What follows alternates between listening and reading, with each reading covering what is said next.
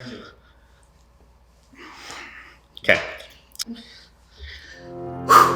Okay.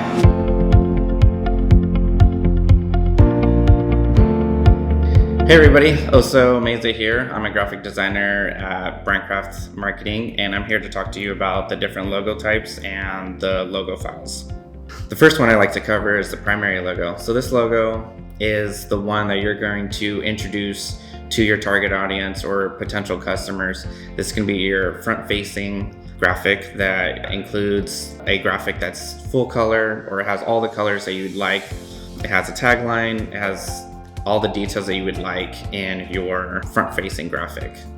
So after you introduce your primary logo, you have another set of logos called your secondary logos. So these logos work better when constrained to a tight space. So for example, like in case you have an ad that you'd like to create and it's more of an orientation where it's taller rather than it being a wide one. So maybe a logo that's a stacked version would be best to use here. Or maybe like in your footer of your website, you have a logo that is more wide. So it has maybe the primary graphic of your logo and then the tagline runs just beside it, so it's more of a wider orientation. Another example of a secondary mark is a simplified logo mark. So some good examples of this is the Nike swoosh or Mac's Apple logo. All of this doesn't have a word mark to go with it. It's just a really simplified mark.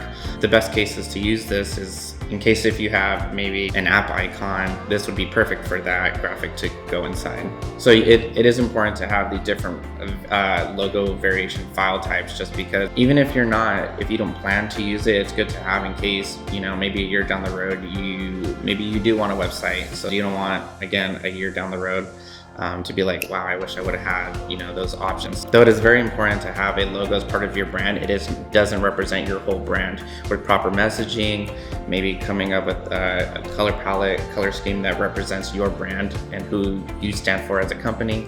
All of those play an important role into creating a very successful and trustworthy brand. And you want that because with potential clients, customers who view that, they want to be able to trust you, and a brand that represents it is very organized and comes across that way. They're going to take that step. They're going to trust their gut and find a way to connect with you, and you just have to build that bridge with having foundational brand. I know I covered quite a bit here, and I'm just touching a little bit of the logo file base. But if there's anything that I can help you out with, or BrandCraft, give us a call and we'll be more than happy to help you out. And that's all I have for you today. Thanks for watching, and give us a call if you need help. Was that cheesy?